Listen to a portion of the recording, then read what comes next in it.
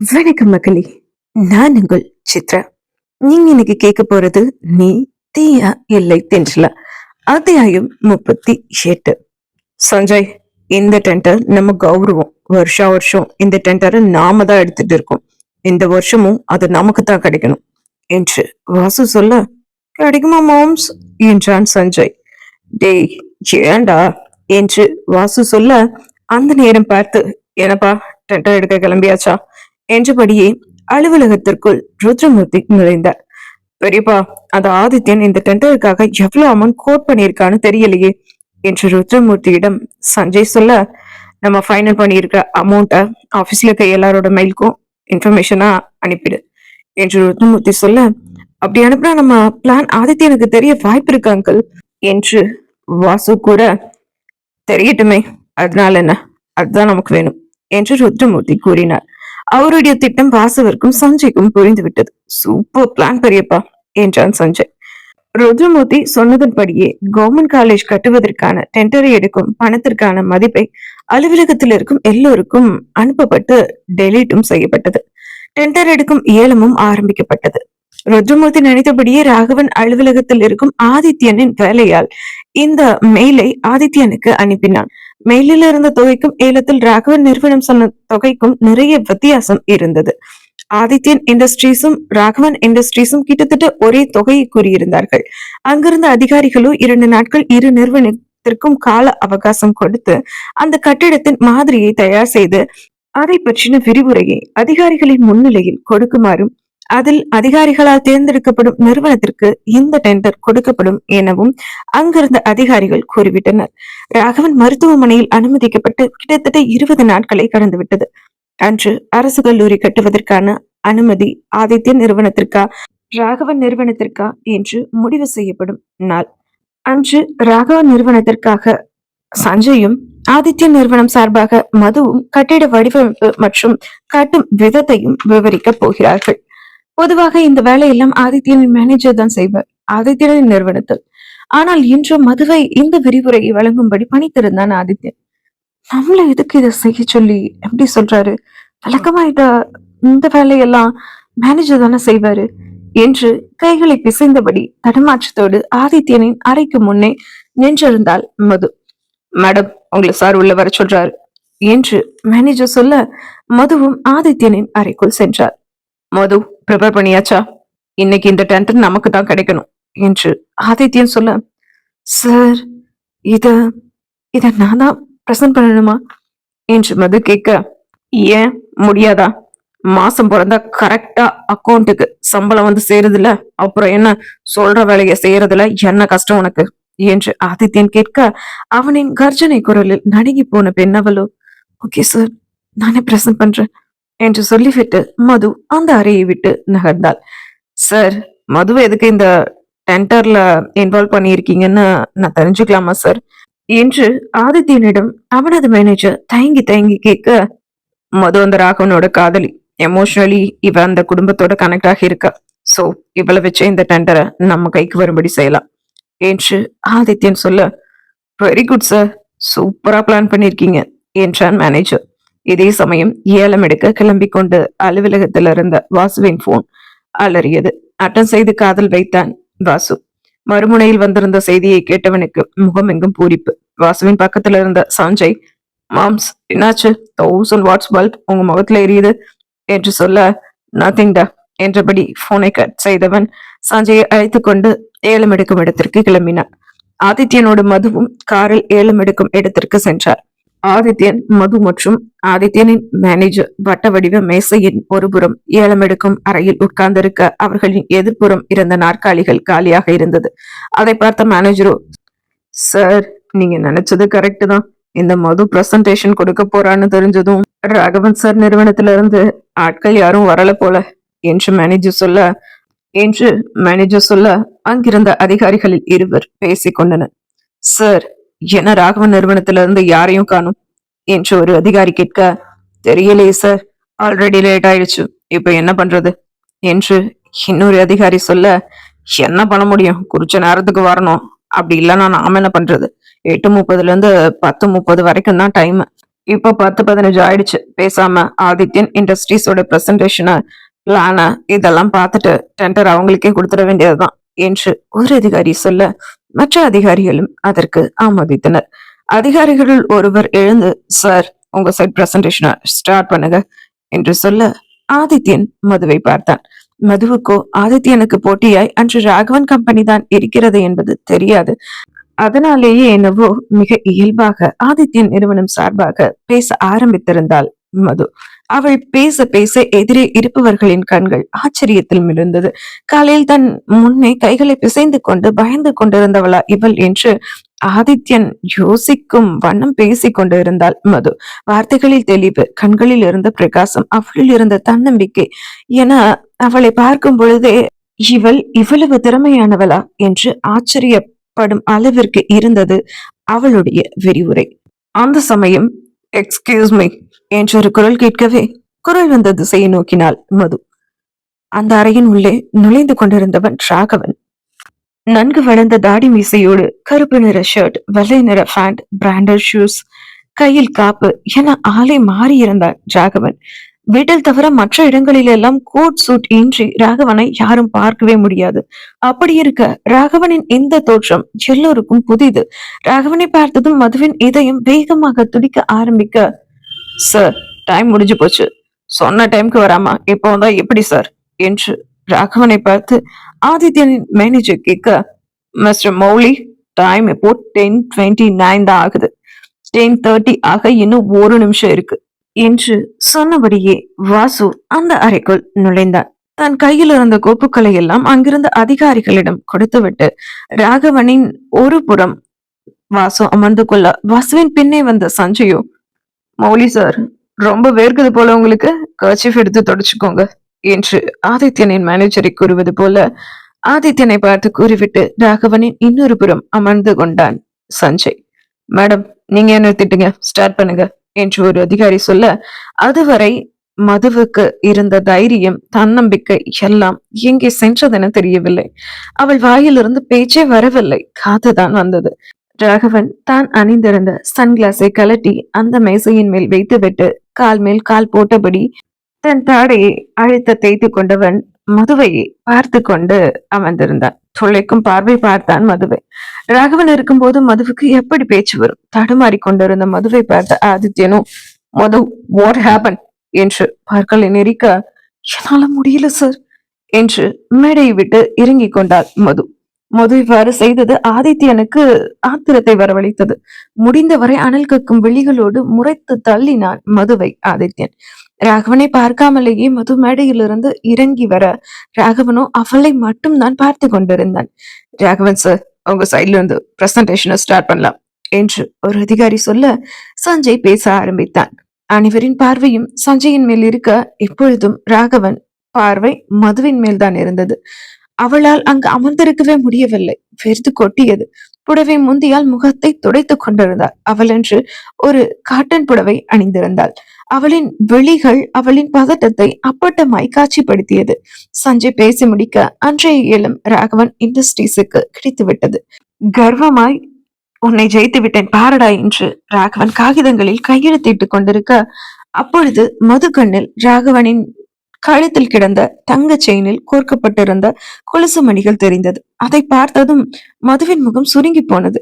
அந்த கொலுசின் மணிகள் அவளுடையதென்று அறியாத பேதை அவளோ, இது யாரோடதா இருக்கும் என்று யோசித்துக் கொண்டிருக்க, அந்த அதிகாரிகளுடன் கைகுலுக்கிய ராகவனோ ஆதித்யனை பார்த்து, அன்லக்கு யாருன்னு இனி தெரிஞ்சுக்குவ, வரட்டா என்றபடி வாசு சஞ்சயோடு அங்கிருந்து சென்று விட்டான் ராகவன்.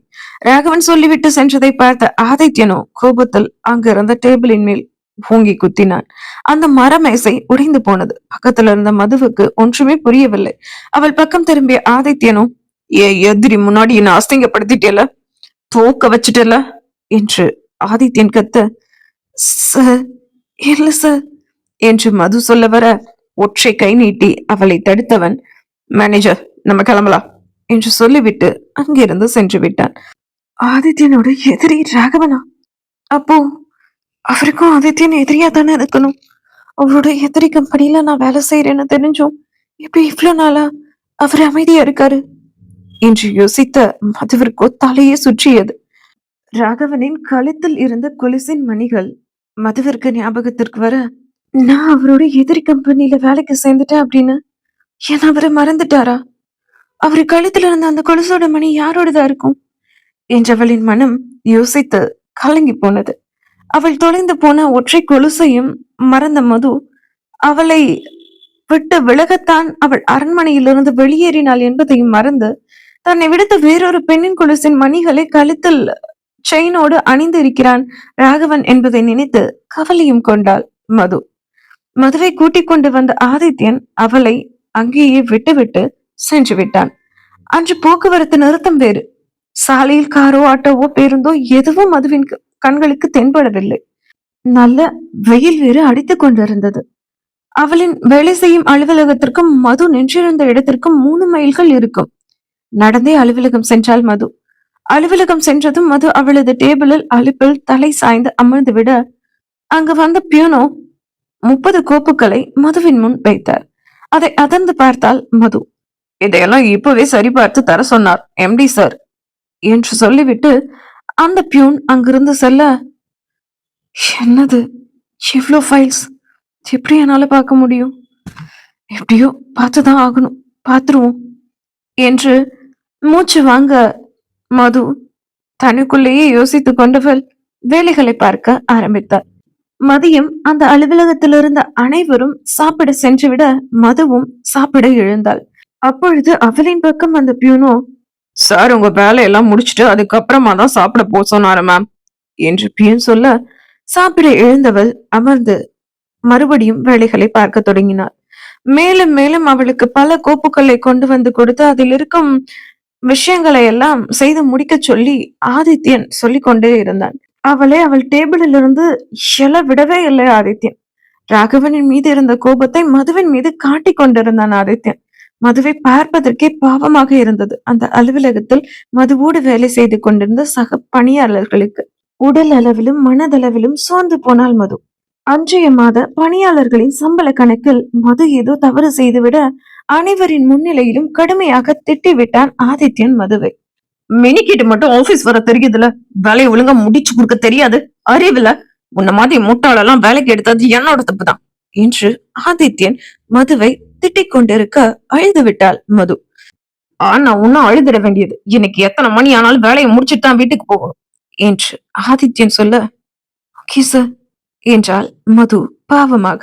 அங்கிருந்த அனைவரும் வேலை செய்வதை விட்டுவிட்டு ஆதித்யன் மதுவை திட்டுவதையே பார்த்து கொண்டிருக்க, இங்க என்ன படமா காட்டுறாங்க என்று ஆதித்யன் போட்ட சத்தத்தில் அவரவர் அவர்களின் வேலையை பார்க்க ஆரம்பித்து விட்டனர். ஆதித்யனும் அங்கிருந்து நகர்ந்தார். மணி 6 ஆனதும் அலுவலக பணியாளர்கள் அங்கிருந்து சென்றுவிட மது மட்டும் வேலை செய்து கொண்டிருந்தாள். மதுவும் செக்யூரிட்டியும் மட்டும்தான் அங்கு இருந்தனர் அந்த அலுவலகத்தில். வேலையெல்லாம் முடித்த மது அலுவலகம் விட்டு கிளம்ப மணி 11 ஆனது. அன்று போக்குவரத்து நிறுத்தம் என்பதால் நடந்தே அபார்ட்மெண்ட்டுக்கு செல்லலாம் என்று முடிவெடுத்து நடக்க ஆரம்பித்தாள் மது. மதியம் சாப்பிடாததால் மயக்கமாய் வந்தது மதுவிற்கு. சாலையில் ஒரு ஓரமாய் அமர்ந்த மது தன் கைப்பையில் இருந்த தண்ணீர் பாட்டிலை எடுத்து அருந்தியவள் திரும்பவும் நடக்க ஆரம்பித்தாள். ஒரு கட்டத்தில் நடக்க முடியாமல் மயங்கி விழுந்து விட்டாள் மது. மயங்கி விழுந்தவளை அவளை பின்தொடர்ந்து வந்த பாடி கார்ட்ஸ் தூக்க போக, வெயிட் என்றொரு சத்தம் கேட்டது. திரும்பி பார்த்தனர் பாடி கார்ட்ஸ். அங்கு நின்றிருந்தது வேறு யாரும் இல்லை, ராகவன் தான்.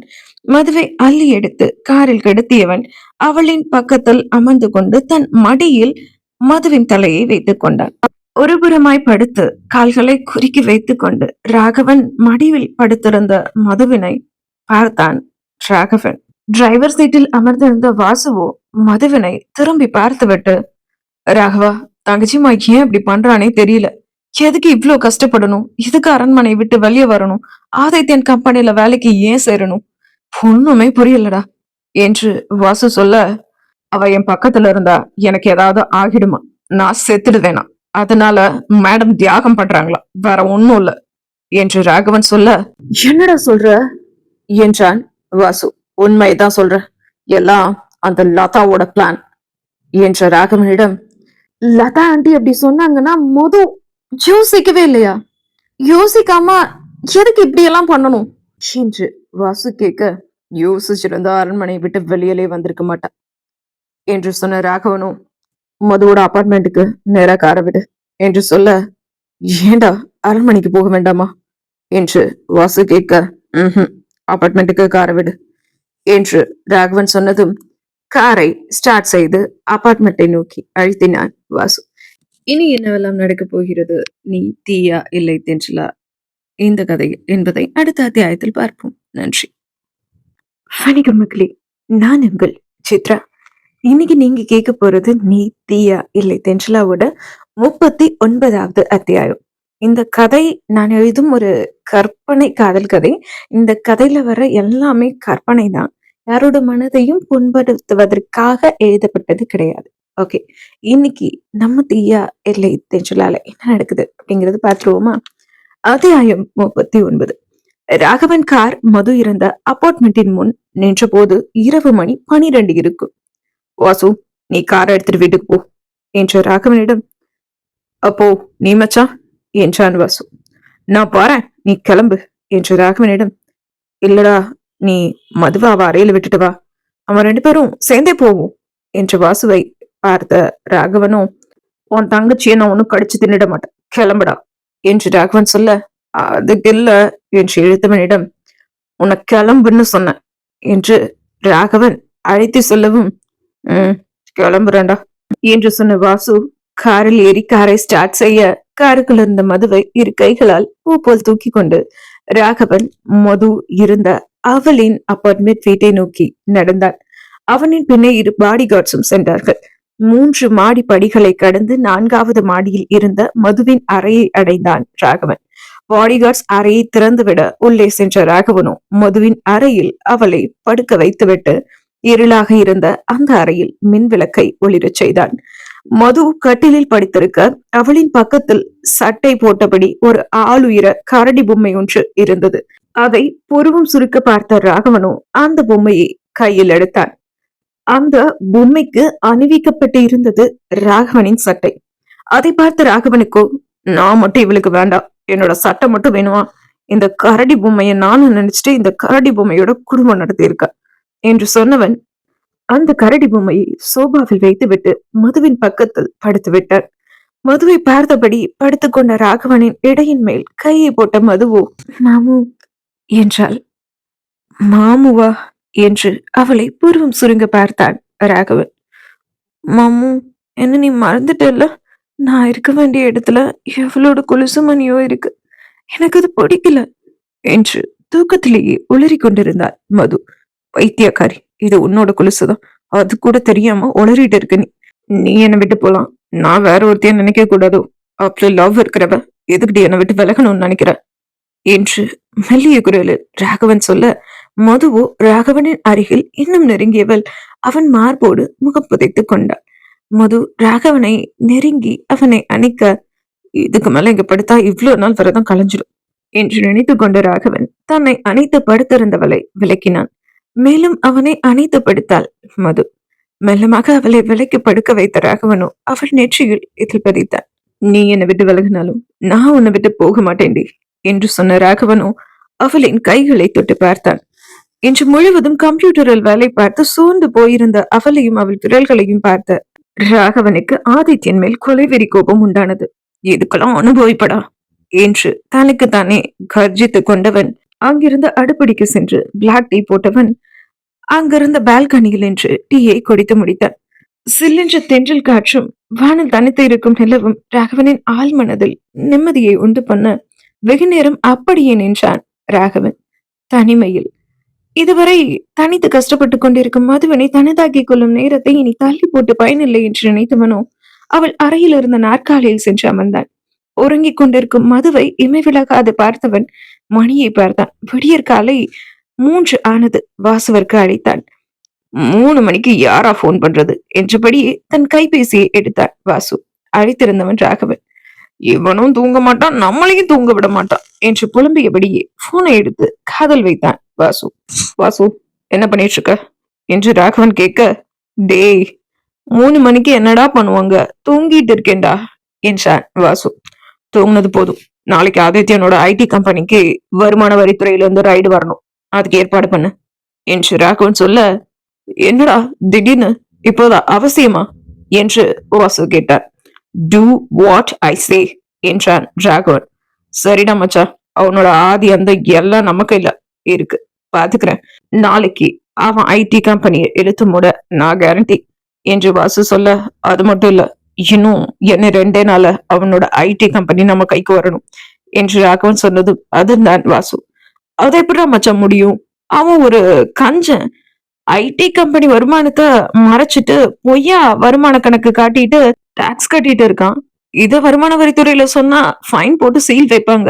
ஃபைன் கட்டினதும் அவனோட ஐடி கம்பெனியை அவனுக்கே கொடுத்துருவாங்களேடா என்று வாசு சொல்ல, அவங்க போடுற ஃபைன் ஆதித்யனால கட்ட முடியாததா இருந்தா அவனோட college, school, textile, jewellery shops, malls, IT company எல்லாத்துக்கும் நாளைக்கு இன்கம் டாக்ஸ் ரைடு வர மாதிரி ஏற்பாடு பண்ணிடு என்று ராகவன் சொல்ல, சரி மச்சான் என்று போனை வைத்த வாசு அதற்கான வேலைகளை பார்க்க ஆரம்பித்தார்.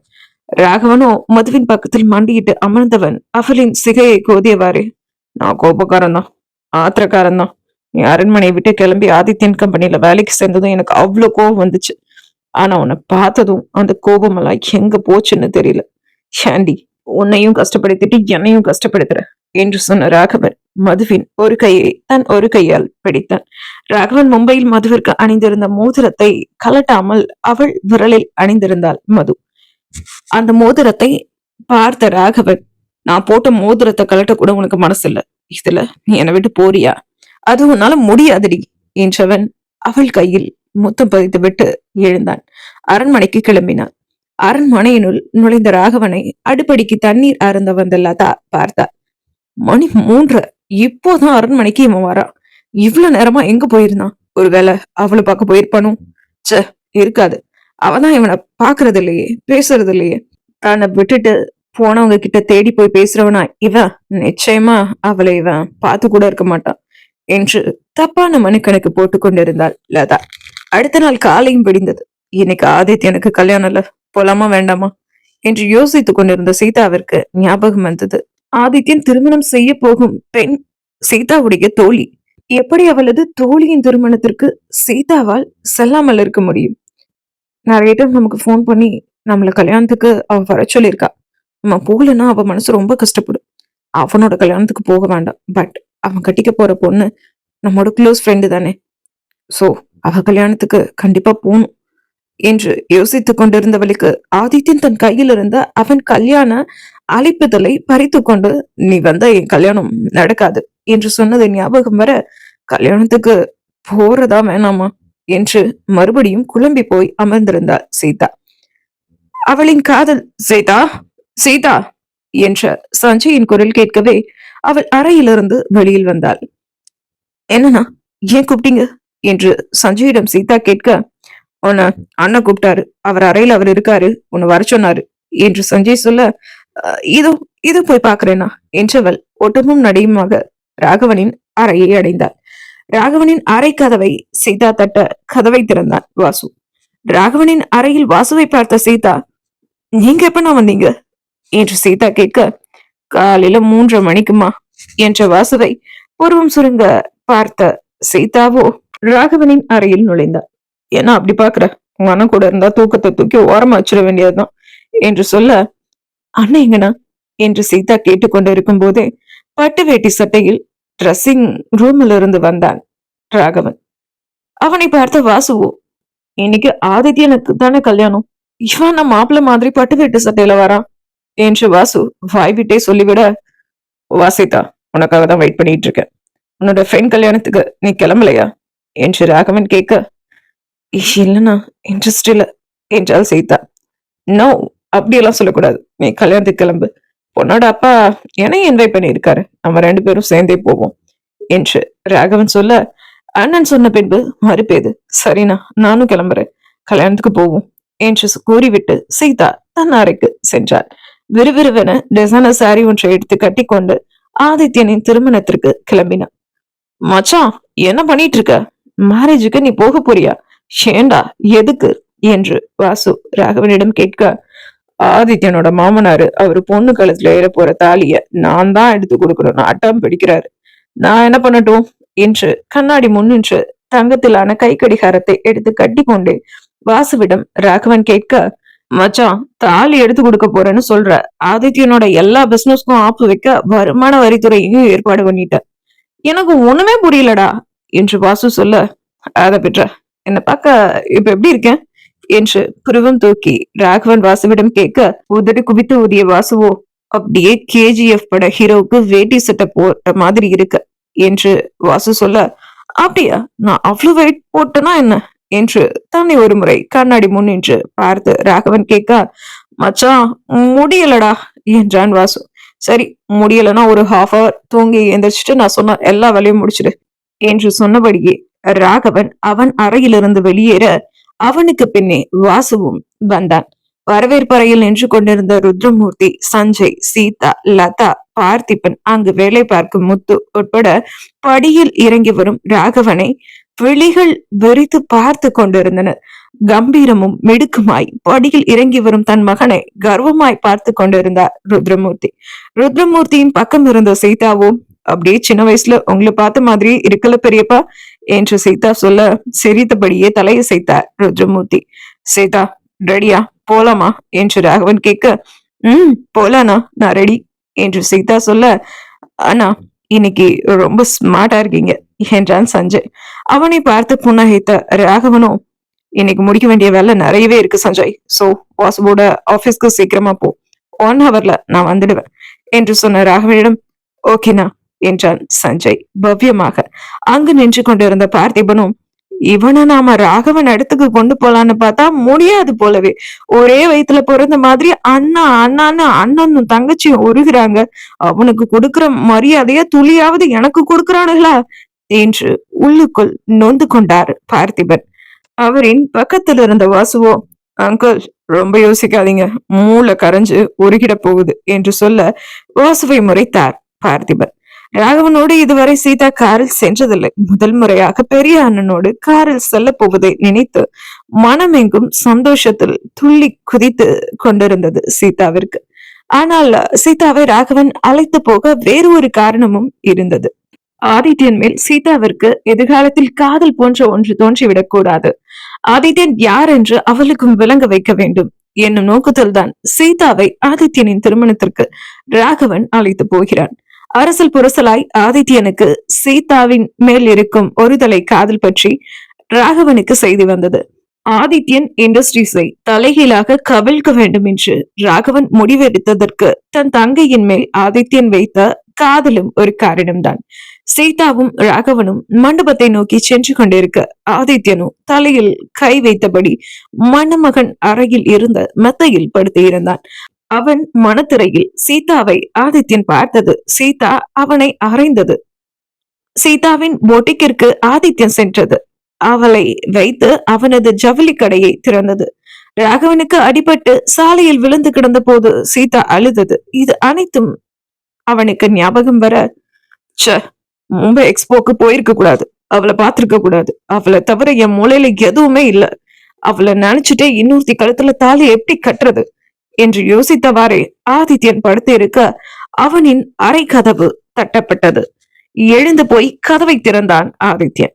டிஷர்ட்டும் ட்ராக் சூட்டுமாய் நின்றிருந்த ஆதித்யனை பார்த்த சௌந்தர்யாவோ, ஆதித்யா என்ன இது, இன்னும் நீ குளிக்க கூட இல்ல, இன்னைக்கு உனக்கு கல்யாணம் ஞாபகம் இருக்கா என்று சௌந்தர்யா கேட்க, அத ஏதோ இதோ கிளம்பிடுறேன் என்று உணர்வற்ற முகத்தோடு ஆதித்யன் சொல்ல, என்ன ஆதித்யா இந்த கல்யாணம் உனக்கு பிடிக்கலையா? உன்னை கேட்டுதானே எல்லாத்தையும் ஏற்பாடு பண்ண, அப்புறம் ஏன் உன் முகம் ஒரு மாதிரி இருக்கு என்று அந்த அறைக்குள் நுழைந்தவாறே சௌந்தர்யா கேட்க, அதெல்லாம் ஒண்ணும் இல்லாத, எனக்கு பிடிச்சிருக்கு என்று எங்கோ பார்த்தபடி சொன்னான் ஆதித்யன். ஆதித்யன் மனதில் ஏதோ ஒன்று இருக்கிறது, அதை அவன் மறைக்கிறான் என்பது சௌந்தர்யாவுக்கு அப்பட்டமாக தெரிந்தது. இல்ல ஏதோ இருக்கு, சொல்லு, இந்த கல்யாணம் உனக்கு பிடிக்கலையா, இல்ல வேற யாராவது விரும்புறியா என்று சௌந்தர்யா கேட்க, அப்படியெல்லாம் ஒண்ணும் இல்லத்த, எனக்கு இந்த கல்யாணத்துல முழு சம்மதம்தான், சந்தோஷம்தான் என்றான் ஆதித்யன் தடுமாற்றமான குரலோடு.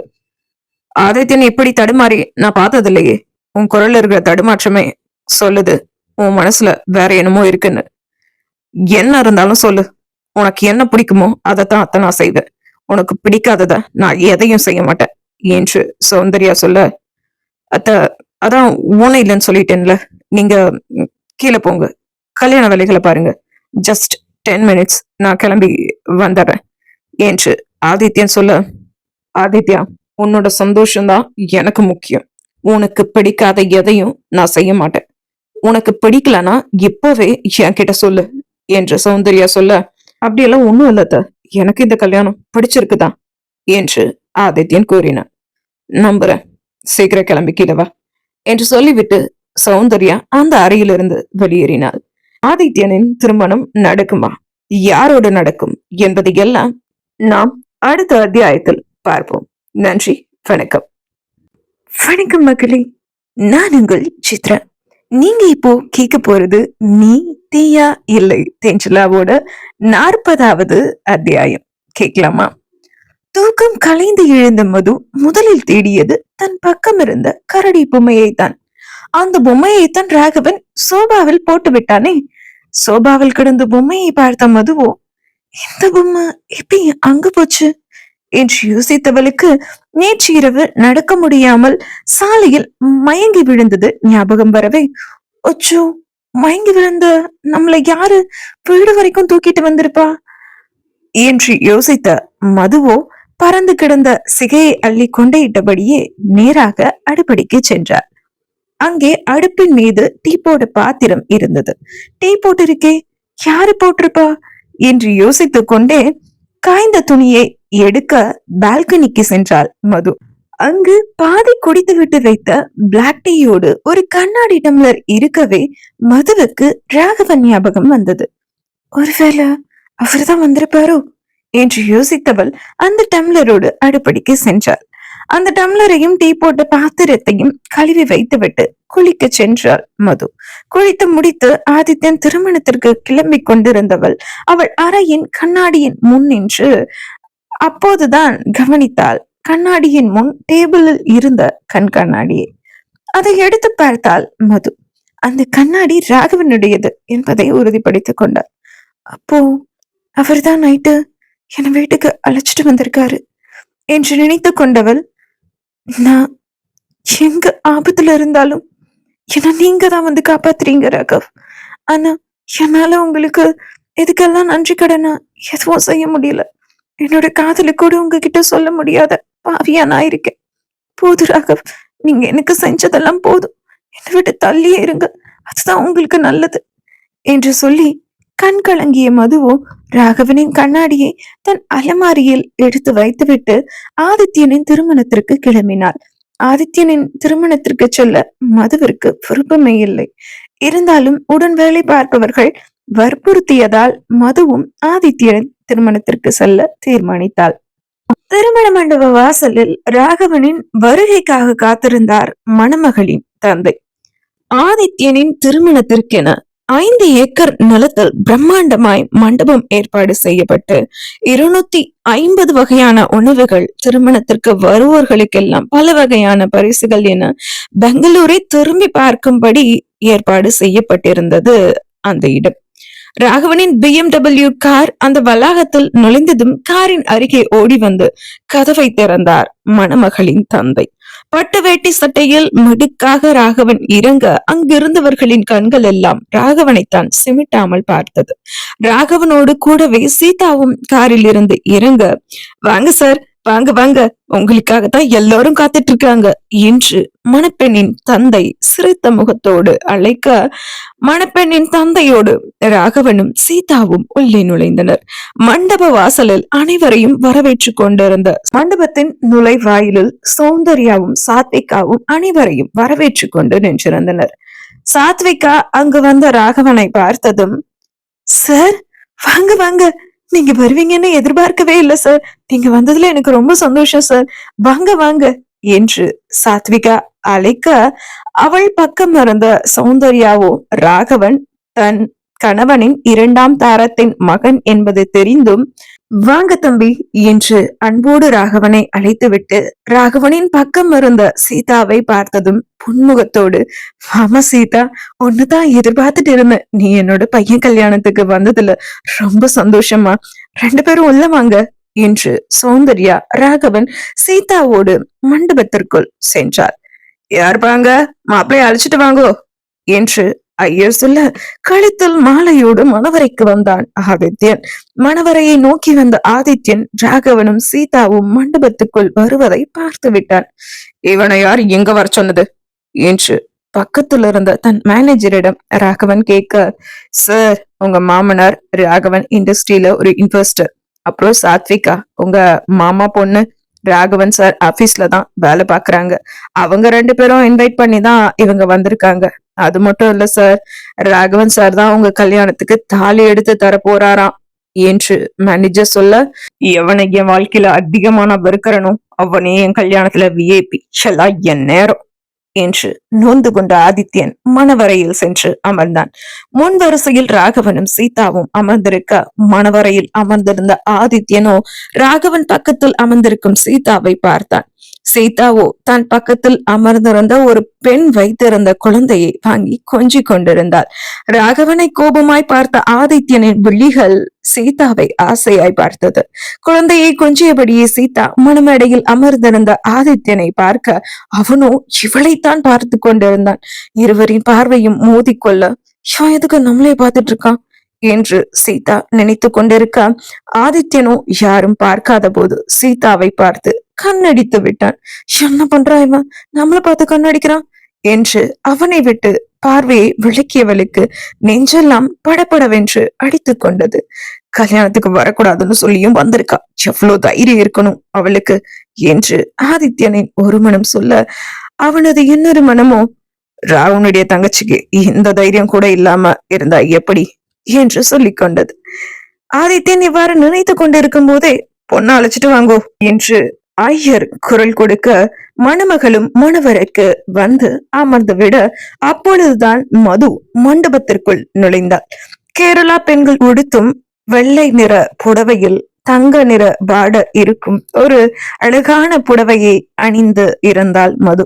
தோடு ஜிமிக்கி அணிந்து மெல்லிய செயினை கழுத்தில் போட்டு ஒரு முழம் மல்லிகை பூவை சிகையில் சூடி தேவதையாக வந்தவளின் கண்களில் ராகவன் பட்டுவிட வேட்டி சட்டையில் ராகவனை பார்த்ததும், இவர் என்ன கல்யாண மாப்பிள்ள மாதிரி வேட்டி சட்டையில இருக்காரு என்று யோசித்த அவளோ, வேட்டி சட்டையில அவரு நல்லாதான் இருக்காரு என்றும் நினைத்து கொண்டாள். ஆதித்யன் கல்யாணத்துல இவர் எப்படி ரெண்டு பேரும் எதிரியாச்சே, என்ன நடக்க போகுதோ என்று மது யோசித்துக் கொண்டு நிற்க, ஹே மது, ஏன் இங்கே நிக்கிற, வா என்று அவளோடு வேலை செய்யும் பெண் அவளை அழைத்து கொண்டு முதல் வரிசையில் சென்று அமரப்போக அவளின் கையை பிடித்த மதுவோ, ஹே எங்க வேணாண்டி, நம்ம பின்னாடி போய் உட்காந்துக்கலாம் என்று மது சொல்லிக் கொண்டு நிற்க மதுவை பார்த்து விட்டாள் சீதா. அண்ணி என்று மதுவை சீதா அழைக்க அவள் புறம் திரும்பினாள் மது. சீதா மதுவின் பக்கம் சென்றாள். அண்ணி, ஏன் நின்னுட்டு இருக்கீங்க, வாங்க வந்து உட்காருங்க என்று மதுவின் கையை பிடித்து அழைத்து சென்ற சீதா அவள் அமர்ந்திருந்த இருக்கையில் ராகவனின் பக்கத்தில் மதுவை அமர வைத்துவிட்டு பக்கத்தில் அமர்ந்து கொண்டாள்.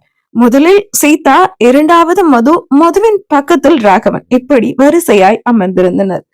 நான் பின்னாடி போய் உட்காந்துக்கிறேனே என்று மது சொல்ல, எங்கேயே உட்காருங்க நீ, உங்ககிட்ட நிறைய பேசணும், சொல்லாம கொள்ளாம அரண்மனை விட்டு போயிட்டீங்கல்ல, உங்களை நான் எவ்வளவு மிஸ் பண்ண தெரியுமா என்று சீதா வருத்தத்தோடு சொல்ல, சீதாவின் அன்பு அவளை இழவிடாமல் அந்த சீட்டிலேயே அமர வைத்து விட்டது. மதுவின் தோள்களோடு தோள்கள் உரசியபடி ராகவன் அமர அவனின் தோல் உரசலுக்கே திணறி போனாள் பெண்ணவள். என்ன மயக்கணும்னு இப்படி ட்ரெஸ் பண்ணிட்டு வந்திருக்கியா என்ற ராகவனின் குரல் கேட்க திகைத்து போனவள் ராகவனை திரும்பி பார்த்தாள். அவனோ கைபேசியை பார்த்தபடி அமர்ந்திருந்தான். அவர் எதுவும் சொல்லல போல, நம்மளோட மனப்பிரமதான் என்று மது நினைத்து கொண்டு சீதாவின் பக்கம் திரும்ப மதுவின் இடையை கிள்ளிவிட்டான் ராகவன். அவனின் இந்த செய்கையில் அதிர்ந்து போன மதுவோ சட்டென்று எழுந்தே விட்டாள். என்னாச்சானே என்று சீதா கேட்க, ஒன்னில்லம்மா என்று மதுவோ ராகவனை பார்க்க அவனோ இரு புருவங்களையும் உயர்த்தி என்ன என்பது போல் மதுவை பார்த்தான். அவனின் இந்த செய்கையில் திகைத்து போன மதுவோ ராகவனின் பக்கத்தில் அமரலாமா வேண்டாமா என்று யோசித்துக் கொண்டு நிற்க, வந்து உட்காருங்க நீ என்று மதுவின் கையை பிடித்து இழுத்து சீதா அந்த நாற்காலியில் அமர வைக்க, நுனி நாற்காலியில் அமர்ந்திருந்தால் மது பயத்தோடு. எவ்வளவு நாள் என்னை விட்டு ஓடுவன்னு நானும் பாக்குறேன் என்று ராகவன் மதுவை பார்த்து நினைத்துக் கொண்டிருக்கும் போதே, கெட்டி மேலும் என்று ஐயரின் குரல் கேட்க, மாங்கல்ய நான் ஆதித்யனின் கையில் கொடுக்கப்பட்டது. மாங்கல்ய நானை மணப்பெண்ணின் கழுத்தில் கட்டாமல் அந்த மாங்கல்ய நானின் வழியே சீதாவை பார்த்து கொண்டிருந்தான் ஆதித்யன். இவன் என்ன தாலிய கட்டாம நம்மளைய பார்த்துட்டு இருக்கான் என்று யோசித்துக் கொண்டிருந்தாள் சீதா. ஆதித்யா, என்ன ஆச்சு, தாலிய கட்டு என்று ஆதித்யனின் பின்னிருந்த சௌந்தர்யா சொல்ல, மணப்பெண்ணின் கழுத்தில் மங்கள நானை விருப்பமே இல்லாமல் அணிவிக்க ஆதித்யன் சொல்ல, அந்த நேரம் பார்த்து குபு குபு வென்று பலமான காலடி சத்தத்தோடு காவலர்கள் அந்த மண்டபத்தில் நுழைந்தார்கள். அத்தனை காவலர்களையும் ஒன்றாக பார்த்து அதிர்ச்சியாகி மண்டபத்தில் இருந்தவர்கள் எல்லாம் எழுந்து நிற்க, கால் மேல் கால் போட்டு ஆதித்யனை பார்த்தபடி அமர்ந்திருந்தான் ராகவன். ஆதித்யனின் முன்னே வந்த ஒரு வருமான வரித்துறை அதிகாரியோ, சார், போய் வருமான கணக்க காட்டி நீங்க கவர்மெண்ட்டை ஏமாத்தி இருக்கீங்க. சோ உங்க 112 பிசினஸ்ல ஐடி கம்பெனி உட்பட 72 பிசினஸ்க்கு சீல் வைக்கிறோம். அதோட உங்களையும் அரெஸ்ட் பண்ணுறோம் என்று அந்த அதிகாரி சொல்ல, கையில் இருந்த மாங்கல்ய நானை கீழே வைத்து விட்டு ஆதித்யன் எழுந்தான். ஆதித்யன், இவங்க சொல்றதெல்லாம் உண்மையா? என்ன நடக்குதுங்க என்று மணப்பெண்ணின் தந்தை கேட்க, கழுத்தை இருபக்கமும் திருப்பி சுலுக்கெடுத்த ஆதித்யன் பின்னங்கழுத்தை ஒரு கையால் அழுந்து தேய்த்தவாறே, ஆமா உண்மைதான், இப்போ அதுக்கு என்ன என்று திமிராக கேட்க, ஆதித்யா, என்னடா இது என்றால் பதட்டமாக சௌந்தர்யா. அத்த, ஏன் டென்ஷன் ஆகுறீங்க, கூலா இருங்க என்று சொன்ன ஆதித்யனும் சாத்விகாவை பார்த்து, சாத்விகா, அத்தைய வீட்டுக்கு அழைச்சிட்டு போ என்று சொல்ல, சாத்விகாவும் சௌந்தர்யாவும் அங்கிருந்து சென்றனர். அதற்கு மேல் அங்கு நிற்க விருப்பம் இல்லாத மணப்பெண்ணின் தந்தையும் மணப்பெண்ணை அழைத்துக் கொண்டு அங்கிருந்து நகர, அவர்களோடு அவர்களது உறவினர்களும் அங்கிருந்து சென்றனர். இன்ஸ்பெக்டர், ஹேண்ட்கஃப் கையில சும்மாதானே இருக்கு என்று நாற்காலியிலிருந்து எழுந்தபடியே ராகவன் சொல்ல, அனைவரின் பார்வையும் ராகவன் புறம் திரும்பியது.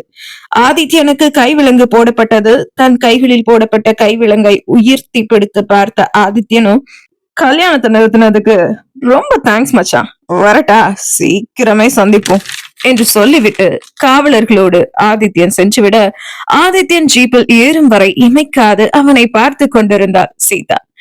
சீதா, கிளம்பலாமா என்று ராகவன் கேட்க, அண்ணா, ஆதித்யன் என்றாள் சீதா. அவன் சரியான 420, ஜெயில கிடந்து களி தின்னாதான் புத்தி வரும் அவனுக்கு, அவனை பத்தி எல்லாம் ரொம்ப யோசிக்காத என்று சொன்னான் ராகவன்.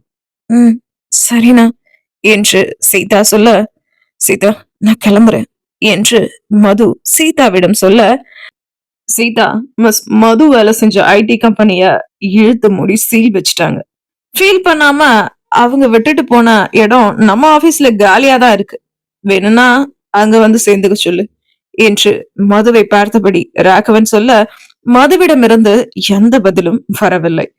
வாயை திறந்து எதையாவது பேசுறாளான்னு பாரு, அப்படியே எத்தனை நாள் இருக்கான்னு நானும் தான் பாக்குறேன் என்று ராகவன் நினைத்து கொண்டே, அனி, எங்க போகணும்னு சொல்லுங்க, அண்ணா உங்களை டிராப் பண்ணிடுவாரு என்று சீதா மதுவிடம் சொல்ல, கூட வேலை பாக்குறவங்க எல்லாம் வெயிட் பண்றாங்க, நான் அவங்க கூடவே போயிடுறேன் என்று மது சொல்ல, சீதா, நம்ம கிளம்பலாம், விருப்பம் இல்லைன்னா அவங்க போக்குல விட்டுறணும், கம்பல் பண்ணக்கூடாது என்று ராகவன் சொன்னதும், சரிங்கண்ணா, நம்ம கிளம்புவோம் என்று சீதா தன் அண்ணனோடு கிளம்பினாள். ராகவன் செல்வதையே பார்த்து கொண்டிருந்த மதுவிற்கு அவன் கையை பிடித்து கொண்டு அவனோடு கூடவே சென்றுவிட ஆசையாய்த்தான் இருந்தது. அந்த ஆசையை எல்லாம் தனக்குள்ளே பூட்டி அல்லவா வைத்திருக்கிறாள் மது. சீதாவை அரண்மனையில் விட்டுவிட்டு தன் அலுவலகத்திற்கு கிளம்பினான் ராகவன். 10 நிமிட பயணத்தில் அலுவலகத்தை ராகவன் அடைந்ததும் அவனுக்காக வாசலில் காத்திருந்த வாசுவோ, மச்சான், எப்படியோ நீ நினைச்சத சாதிச்சுடா, கங்கராஜ் என்று தன் நண்பனை அணைத்துக் கொண்டான். அவனை விளக்கிய ராகவனும், இன்னும் நாம நினைச்சத முடியலையே, ஐடி கம்பெனி நம்ம கைக்கு வரலையே என்று ராகவன் சொல்ல, டோன்ட் வெரி மச்சான், அவனோட ஐடி கம்பெனிக்கு போட்ட ஃபைனை நாளைக்குள்ள அவன் கட்டியே ஆகணும், இல்லனா அந்த ஐடி கம்பெனி ஏலத்துக்கு வந்துடும், அப்புறம் அது நமக்கு தான் என்று வாசு சொல்ல, வாசு சொன்னபடியே அடுத்த நாள் மாலை ஆதித்யனின் ஐடி கம்பெனி ஏலத்திற்கு வந்தது. ராகவன் நினைத்தபடியே அந்த ஐடி கம்பெனியை ஏலத்தில் வாங்கிவிட்டான். ஆதித்யனின் ஐடி கம்பெனி ராகவனின் பெயருக்கு மாற்றப்பட்டது. ராகவனின் பெயருக்கு கம்பெனி மாறின அடுத்த நொடி அங்கு வேலை செய்யும் பணியாளர்கள் அனைவருக்கும் நாளை கம்பெனி எப்பொழுதும் போல் செயல்படும் என்று இமெயில் அனுப்பப்பட்டது. அதை பார்த்த மதுவோ உடன் வேலை செய்யும் ஒரு பெண்ணுக்கு தன் அலைபேசியிலிருந்து அழைத்தார். அவளும் போனை எடுக்க, ஆதித்யன் சார் அவரோட கம்பெனியை ரெக்கவர் பண்ணிட்டாரா என்று மது கேட்க, மது அவர் இன்னும் ஜெயில தான் இருக்காரு, இன்னும் வெளியிலே வரலையா, ஐடி கம்பெனி ஏலத்துக்கு போயிடுச்சான், நம்ம கம்பெனிய பெங்களூரை சேர்ந்த யாரோ ஒரு பெரிய பிசினஸ்மேன் தான் வாங்கி இருக்காராம், யாருன்னு தாண்டி தெரியல என்று மறுமுனையில் அந்த பெண் சொல்ல, ஓ அப்படியா, எப்படியும் அந்த புது எம்டி யாருன்னு மண்டே தெரிஞ்சிரும்ல என்று மது சொல்ல, ஆமாடி, மண்டே தெரிஞ்சிரும், நம்ம மண்டே மீட் பண்ணுவோம், எனக்கு கொஞ்சம் வேலை இருக்கு, நான் அப்புறமா உனக்கு அழைக்கிறேன் என்று சொல்லிவிட்டு அந்த பெண் அழைப்பை துண்டித்து விட மதுவும் போனை வைத்தாள். அன்றைய தினசரி நாற்காட்டியில் செய்தித்தாளை கிழிக்க சென்ற மதுவிற்கோ அப்பொழுதுதான் ஞாபகம் வந்தது, திவ்யாவின் பிறந்த நாள் அன்று என்பது. உடனடியாக கைபேசி எடுத்து திவ்யாவின் எண்ணுக்கு மது அழைக்க போக, அந்த நேரம் பார்த்து அவளின் வீட்டின் காலிங் பெல் அலற கதவை திறந்தாள் மது. 4-5 தடியன்கள் அவள் வீட்டின் வாசலின் முன் நின்றிருந்தார்கள். யார் நீங்க, என்ன வேணும் என்று மது கேட்க, மயக்க மருந்து தெளித்த கைக்குட்டையை அவளின் மூக்கின் மேல் வைத்து ஒருவன் அழுத்த மயங்கி விழுந்தாள் மது. மயங்கி விழுந்தவளை தூக்கி கொண்டு மின்னல் வேகத்தில் அந்த 4 தடியன்களும் கிளம்பிவிட்டனர். அடுத்து என்னவெல்லாம் நடக்க போகிறது இந்த கதையில் என்பதை நாளை பார்ப்போம். நன்றி. வணக்கம் மகளே, நான் உங்கள் சித்ரா. நீங்க கேட்க போறது நீ தீயா இல்லை தெஞ்சலா கதையோட 41வது அத்தியாயத்தை. இது ஒரு கற்பனை காதல் கதை. இந்த கதையை முழுசா கேட்டுட்டு எப்படி இருக்கு அப்படிங்கிற உங்களுடைய கருத்துக்களை கமெண்ட்ல சொல்லுங்க. என்னுடைய கதையில ஏதாவது குறை இருந்தாலும், இந்த கதை இன்னைக்கு இப்படி போனா நல்லா இருக்குமே அப்படின்னு நீங்க நினைச்சாலும் அதை மறக்காம கமெண்ட்ல சொல்லுங்க. அப்புறம் இந்த மாதிரி நிறைய கதைகளை கேட்கறதுக்கு என்னோட சேனலை சப்ஸ்கிரைப் பண்ணி வச்சுக்கோங்க. கதைக்குள்ள போலாமா? நீ தீயா இல்லை தெஞ்சலா அத்தியாயம் 40. ஆதித்யனின் ஐடி கம்பெனியை மதுவிற்காகத்தான் திட்டம் போட்டு ராகவன் தன் அதிகாரத்தின் கீழ் கொண்டு வந்திருக்கிறான். ஆதித்யன் ஐடி கம்பெனியின் புதிய எம்டி ராகவன் தான் என்பதை அறியாத மதுவோ இப்பொழுது கல்வர்களின் பிடியில் ஒரு பாலடைந்த பங்களாவின் ஒரு அறையில் கை கால்கள் கட்டப்பட்டு கிடக்கின்றாள். மதுவிற்கு தெரியாமல் அவளின் பாதுகாப்பிற்காய் நியமிக்கப்பட்டிருக்கும் பாடி கார்ட்ஸ் அசந்த நேரம் மது கடத்தப்பட்டு இருக்கிறாள். அரசாங்கத்தை ஏமாற்றி பொய் வருமான கணக்கு காட்டியதால் அபராதமாய் மிகப்பெரிய தொகையை அரசாங்கத்திற்கு கட்ட வேண்டி இருந்ததால் திணறி போன ஆதித்யனோ தான் சம்பாதித்த சொத்தில் பாதியை விற்று அபராதத்தை கட்டினான். பெங்களூருவில் இருக்கும் மிகப்பெரிய வழக்கறிஞர்களை வைத்து சிறையில் இருந்து ஜாமீனில் வந்துவிட்டான் ஆதித்யன். ஆதித்யன் கைது செய்யப்பட்டதோ வெள்ளிக்கிழமை என்று. அன்றைய மாலையே மது கடத்துவதற்கான ஏற்பாடுகளை செய்திருந்தான் ஆதித்யன். இவளுக்காகத்தானே என்னோட சாம்ராஜ்யத்தை சுக்குநூறா தகத்தெறிஞ்ச ராகவன் ருத்ரமூர்த்தி, உன்னோட மதுவோட பொணம் கூட உன் கைக்கு கிடைக்காதபடி செய்றேண்டா என்று தனக்குத்தானே சொல்லிக்கொண்ட ஆதித்யனோ சிறையிலிருந்து வெளியே வந்து மதுவை அடைத்து வைத்திருக்கும் பங்களாவுக்கு சென்றான். மது கடத்தப்பட்டு சனி ஞாயிறு 2 நாட்கள் கடந்து விட்டது. மது அவளது வீட்டில் இருந்து வெளியே வரவில்லையே என்பதை யோசித்த ராகவனின் பாடி கார்ட்ஸ் ராகவனுக்கு போன் செய்ய, தன் அலுவலகத்தில் இருக்கும் பால்கனியில் நின்று கொண்டு பூப்பந்துகளைப் போல உருண்டு ஓடி வானத்துக்குள் புதையும் மேகங்களையே மார்பின் குறுக்கே கைகளை கட்டி கொண்டு பார்த்து கொண்டு நின்றிருந்தான் ராகவன். அவனது கைபேசி அலறவே அட்டன் செய்து காதல் வைத்தான் ராகவன். சார், மேடம் 2 டேஸா அவங்க வீட்டை விட்டு வெளியவே வரல என்று பாடி கார்ட் சொன்னதை கேட்டு, என்ன சொல்றீங்க? மது 2 நாளா வீட்டை விட்டு வெளியே வரலையா? கதவை தட்டி பாருங்க, திறக்கலனா உடைச்சிட்டு உள்ளே போய் பாருங்க என்று பதற்றத்தோடு ராகவன் சொன்னதை கேட்ட பாடி கார்ட்ஸ் கதவை தட்டி பார்த்தனர். மது திறக்கவில்லை. கதவை உடைத்து உள்ளே போய் பார்த்தனர். வீடு முழுவதும் தேடி பார்த்தனர். மதுவை காணவில்லை. மது காணவில்லை என்னும் செய்தி ராகவனுக்கு தெரிவிக்கப்பட்டது. அன்று ராகவன் வாங்கிய ஆதித்யனின் IT கம்பெனியின் திறப்பு விழா அன்றைய நாள் மாலையில் ஏற்பாடு செய்யப்பட்டிருந்தது. மதியம் போல மது காணவில்லை என்ற செய்தி ராகவனுக்கு வரவே ருத்ரமூர்த்தியிடம் திறப்பு விழாவிற்கான ஏற்பாடுகளை ஒப்படைத்துவிட்டு ராகவன் தனது BMW காரை எடுத்துக்கொண்டு விரைந்தார். வாசுவை தேடி ராகவனின் அலுவலகத்திற்கு வந்தார் ருத்ரமூர்த்தி. ருத்ரமூர்த்தியை பார்த்ததும் வாங்க அங்கிள் என்றான் வாசு. வாசு எங்க வா என்று வாசுவை தனியே அழைத்து சென்ற ருத்ரமூர்த்தியும் என்னாச்சு வாசு, ஏதாவது பிரச்சனையா என்று கேட்க, இல்ல அங்கிள் அப்படியெல்லாம் ஒண்ணும் இல்ல என்றான் வாசு. இல்ல, ராகவன் எனக்கு போன் பண்ணான். புதுசா வாங்கின IT கம்பெனியோட திறப்பு விழா வேலைகளை எல்லாம் என்ன கவனிச்சுக்க சொன்னான்பா. நான் வந்துடுறேன்னு பதட்டத்தோட சொன்னான் என்று ருத்ரமூர்த்தி சொல்ல, அப்படியெல்லாம் ஒண்ணும் இல்ல அங்கிள், ஏதாவது பிரச்சனைனா ராகவன் என்கிட்ட சொல்லி இருப்பானே என்று வாசு சொன்னதும், ஹோ அப்படியா, இப்பதான் எனக்கு நிம்மதியா இருக்கு, பிரச்சனை எல்லாம் ஒண்ணும் இல்லைல்ல என்று ருத்ரமூர்த்தி மறுபடியும் கேட்க, அங்கிள் நீங்க ஓரி பண்ணிக்காதீங்க, பிரச்சனையெல்லாம் எதுவுமே இல்லை என்று வாசு சொன்னார். சரிப்பா, அப்போ நான் திறப்பு விழா ஏற்பாடுகளை எல்லாம் பார்க்க கிளம்புறேன்பா என்று சொல்லிவிட்டு ருத்ரமூர்த்தி அங்கிருந்து கிளம்ப ராகவனை தேடி அவனது அறைக்கு சென்றான் வாசு. அவன் நாற்காலியில் ராகவன் இல்லை, உள்ளாரையிலும் இல்லை, அங்கிருந்த பால்கனியிலும் இல்லை. 10 நிமிஷத்துக்கு முன்னாடி எங்கதானே இருந்தா ராகவன், இப்ப எங்க போயிருப்பான் என்று வாசு யோசித்துக் கொண்டிருக்கும் போதே வாசுவை தேடி வந்தான் சஞ்சய். மாம்ஸ், மது ஒன்னே மிஸ்ஸிங் என்றபடியே அறைக்குள் சஞ்சய் நுழைய, என்னடா சொல்ற என்றான் வாசு.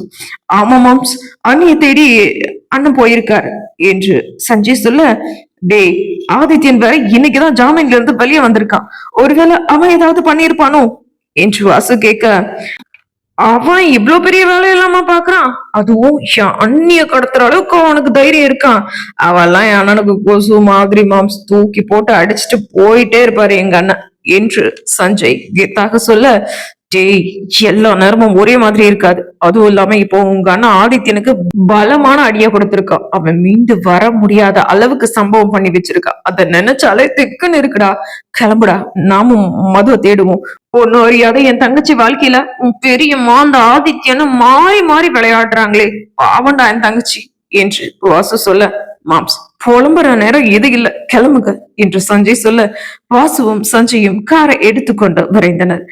ஆதித்யன் கம்பெனியில் வேலை செய்யும் தான் வைத்திருக்கும் ஸ்பைக்கு ராகவன் அழைத்தான். சார், ஆதித்யன் சார் ஜெயில இருந்து வெளியே வந்துட்டாரு என்று அவன் சொல்ல, அதான் தெரியுமே, மேல சொல்லு என்று ராகவன் கேட்க, சார் அவர் யாரையோ கடத்தி கொள்ள சொன்னதா தகவல் வந்திருக்கு சார், அந்த கடத்தல் வேலைய பெங்களூர்ல இருக்க மிகப்பெரிய ரவுடியான மைக்கேல்ட்ட தான் சார் இந்த வேலைய கொடுத்திருக்காரு ஆதித்யன் சார் என்று அந்த ஸ்பை சொல்ல, ஓ அப்படியா, நான் பாத்துக்கிறேன், நீ போனை வை என்று சொன்ன ராகவன் தனக்கு தெரிந்த ரவுடிகளுக்கு போன் செய்து மைக்கேல் எங்கே இருக்கிறான் என்பதை தெரிந்து கொண்டான். கனடாவிலிருந்து பெங்களூர் வந்த மாயாவோ மது கடத்தப்பட்ட செய்தியை அறிந்து நேராக லதாவின் அரண்மனைக்கு சென்றாள். லதா அரண்மனையின் தோட்டத்தில் நின்று கொண்டு அங்கு வேலைக்காரர்களுக்கு வேலையை சொல்லிக் கொண்டிருந்தார். இதை அறியாத மாயாவோ அவசரமாக அரண்மனைக்குள் சென்று அங்கும் இங்கும் எங்குமன லதாவை தேடினான். ஆனால் அரண்மனைக்குள் தான் லதா இல்லையே.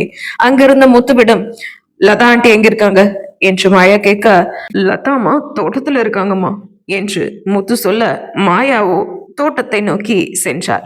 அங்கு நின்று கொண்டிருந்த லதாவை கட்டி அணைத்து கொண்டாள் மாயா. மாயா, எப்போ கனடால இருந்து வந்த என்று லதா கேட்க, லதாவை அணைத்து விடுவித்த மாயாவோ, ஜோஸ்னா இப்பதான் வந்ததும் ஒரு சூப்பரான செய்தி கேட்டேன், அதான் உங்களை பாராட்டிட்டு போலான்னு வந்தேன் என்று மாயா சொல்ல, என்ன சொல்ற நீ என்றார் லதா. அத்த, நீங்க தானே மதுவை கடத்தி வச்சிருக்கீங்க என்று மாயா கேட்கவும், சுற்றும் முற்றும் பார்த்த லதா அங்கு வேலைக்காரர்கள் இருக்கிறார்கள் என்பதை உணர்ந்து மதுவை அழைத்து கொண்டு தனியே ஒரு இடத்துக்கு வந்தார். என்ன சொல்ற மது, நீ சொல்றது உண்மையா? மது கடத்தப்பட்டாளா என்று கேட்க, என்ன தெரியாத மாதிரி கேக்குறீங்க, நீங்க தானே மதுவை கடத்தினது என்று சிரித்து கொண்டே சொன்னால் மாயா. ஹே லூசு மாதிரி பேசாத, நான் ஒன்னும் மதுவை கடத்தல, அப்ப கடத்தப்பட்ட விஷயமே நீ சொல்லித்தான் எனக்கு தெரியும் என்று லதா சொல்ல, என்ன சொல்றீங்க அத்த என்றாள் மாயா. உண்மைதாண்டி சொல்றேன் என்றாள் லதா. ஓ, அப்போ மதுவை நீங்க கடத்தலையா? வேற யாரோ தான் கடத்திருக்காங்களா? யாரு மதுவை கடத்தினது? யாரா இருக்கும் என்று மாயா யோசிக்க, யார் அவளை கடத்தினா என்ன, கடத்திட்டாங்கல்ல, அப்படியே அவ ஒளிஞ்சா சரிதான் என்று லதா சொல்ல, ஆமாத்த அதுவும் சரிதான். ஆனா இந்த விஷயம் ராகவன் மாமாவுக்கு தெரியாம இருக்கணுமே. அப்புறம் தெரிஞ்சுட்டா கண்டிப்பா அவரு போய் மதுவை காப்பாத்திடுவார்ல என்று மாயா கேட்க, மது எத்தனை நாளைக்கு முன்னாடி கடத்தப்பட்டா தெரியுமா? இன்னைக்கா அவளை கடத்தினாங்க என்று லதா கேட்க, இல்லத்தா அவளை கடத்தி 2 நாள் ஆச்சாம் என்று மாயா சொல்ல, ஓ அப்படியா, அப்போ இன்ன வரைக்கும் ராகவனுக்கு இந்த விஷயம் தெரியல, அதனால நமக்கு சந்தோஷம், இனியும் தெரியவே கூடாது என்று லதா சிரிக்க, ஆமாத்த என்று மாயாவும் சிரித்து வைத்தாள். மதுவை தேடிச் செல்லும் ராகவனுக்கு மைக்கேல் இருக்கும் இடம் தெரிந்துவிட்டது. அவனின் பிடியில் தான் மது இருக்கிறாள் என்பதும், மது காணாமல் போன விஷயம் ராகவனுக்கு திறந்த 1 மணி நேரத்தில் ராகவன் கண்டுபிடித்து விட்டான். ராகவனின் நெஞ்சமெல்லாம் அனலாய் எரிந்து கொண்டிருந்தது. எவ்வளவு தைரியம் இருந்தா மது என்னோட காதலின்னு தெரிஞ்சும் நீ அவளை கடத்தி இருப்ப. ஆதித்யா, உனக்கு சாவி இன்னைக்கு கன்ஃபார்ம்டா என்று கர்ஜித்த ராகவனோ மின்னல் வேகத்தில் காரை இயக்கினான். ஆதித்யன் மேல் ராகவனுக்கு கோபம் இருந்தாலும் மதுவை நினைத்து ஒரு புறம் துடித்து போனான் ராகவன். அவன் மனதை ஏதோ அழுத்துவது போன்ற உணர்வு. மது கை கால்கள் கட்டப்பட்டு இருட்டு அறையில் ஒரு தண்ணீர் தொட்டியினுள்ளே மதுவை அமர வைத்து அந்த தொட்டியில் தண்ணீரையும் திறந்து விட்டிருந்தார்கள். அவள் இருப்பதை பற்றி கூட மதுவுக்கு கவலை இல்லை. ஆனால் கடைசியாக ஒரு முறை ராகவனை அவள் விழிகளில் நிரப்பிக் கொள்ள ஏங்கி தவித்துக் கொண்டிருந்தாள் பெண்ணவள். மது ஒரு புறம் ஏங்கி தவிக்க, ராகவன் ஒரு புறம் புலம்பிக் கொண்டிருந்தான். ச்சே, அவளை நான் விரும்பாம இருந்திருக்கலாம். நான் செஞ்ச தப்புனால, அவளை விரும்பினதுனால அவளுக்கு எவ்வளவு கஷ்டம். மது, நான் வந்துட்டே இருக்கேன், உனக்கு ஒண்ணும் ஆகாது. இந்த ராகவன் உயிரோட இருக்கிற வரைக்கும் எவனாலையும் உன்னை ஒண்ணும் பண்ண முடியாது என்று கத்தி கொண்டிருந்தான் காருக்குள்ளே ராகவன். அன்று ராகவன் டிரைவர் இன்று தனியாகத்தான் மதுவை தேடி சென்று கொண்டிருக்கிறான். என்னை விட, என் காதலை விட அந்த லதா சொன்னதுதான் முக்கியம். இப்படி என்னை விட்டு போனதுனாலதாண்டி உனக்கு பிரச்சனை, பிரச்சனை மேல பிரச்சனை, ஏன்டி இப்படி பண்ற என்று ராகவன் சொல்லிக் கொண்டிருக்க, அங்கு மதுவோ ராகவ் ராகவ் என்று முணங்கிக் கொண்டு இருந்தாள். அப்பொழுதுதான் அந்த பால் அடிந்த பங்களாவிற்குள் நுழைந்தான் ஆதித்யன். என்ன, அவ செத்துட்டாளா என்று ஆதித்யன் கேட்க, இல்ல சார், நீங்க வரட்டும்னு தான் காத்திருக்கேன் என்றான் மைக்கேல். நேராக மது வைக்கப்பட்டிருந்த அறைக்குள் நுழைந்தவன் அவள் நீரில் மிதந்தபடி ராகவ் ராகவ் என்று முணங்குவதை அவள் அருகில் சென்று கேட்டான் ஆதித்யன். ராகவ், அந்த ராகவன் வந்து உன்னை காப்பாத்துவான்னு நினைச்சிட்டே இரு. உன்னை நான் டார்ச்சர் பண்றேன்னு தான் என் ஐடி கம்பெனிக்கு ரைடு வர வச்சு என் பிசினஸ் எல்லாம் முடக்கணும். என் ஐடி கம்பெனிய பறிச்சுக்கிட்டான். எனக்கு பிசினஸ் தான் போச்சு. ஒரே வாரத்துல திரும்பவும் அதைய பழைய நிலைமைக்கு கொண்டு வந்துருவேன். ஆனா நீ செத்துட்டா பொழுவா அவன் துடிப்பான்ல, அவன் சாம்ராஜ்யமே வேரோட சாஞ்சிடுண்டி. அதுக்கப்புறம் துடிக்க துடிக்க நீ சாவணும், அதை நான் பார்க்கணும். அவன் சாம்ராஜ்யம் மொத்தமும் சுக்குநூறு ஆகணும் என்று மதுவின் சிகையை ஒரு கையால் கொத்தாக பற்றின ஆதித்யன் சொல்லிக் கொண்டிருக்க, அவனின் போன் அலறியது. எடுத்து பார்த்தான் ஆதித்யன். அழைத்திருந்தது சாத்விகா. அண்ணா, அம்மாவுக்கு நெஞ்சுவலி, சீக்கிரம் வாங்க என்று சாத்விகா சொல்ல, என்ன சொல்ற என்று பதறினான் ஆதித்யன். ஆமாண்ணா, சீக்கிரமா வாங்க என்று அலைபேசியை வைத்து விட்டாள் சாத்விகா. மைக்கேலிடம் ஆதித்யன், மைக்கேல், எனக்கு முக்கியமான வேலை இருக்கு, நான் கிளம்பணும். இவளுக்கு கொஞ்ச நேரம் நரகத்தை காட்டிட்டு அப்புறம் கொண்டுரு. இவளை முடிச்சுட்டு எனக்கு போன் பண்ணு. மறக்காம நிறைய ஐஸ் கட்டிகளை எடுத்து இந்த தொட்டிக்குள்ள போடு. 4 இளநிய இவ வாயில ஊத்து. ஜன்னி வந்து சாவட்டும்.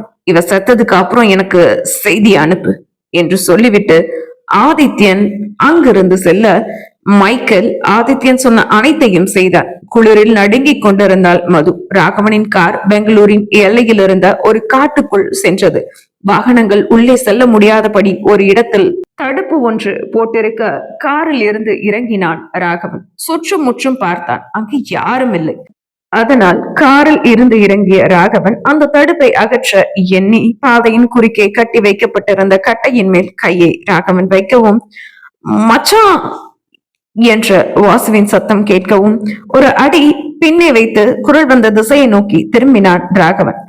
அவன் மேல் இடிக்க இருந்த எங்கோ இருந்து கயிற்றால் கட்டப்பட்டு வந்த அந்த ராட்சச கட்டை ஒன்று அவனை நோக்கி வர, அதை பார்த்து வாசு கத்த ராகவன் விலகியதால் ராகவன் மேல் அந்த கட்டை இடிக்காமல் ஒரு பாறையின் மேல் சென்று இடித்தது.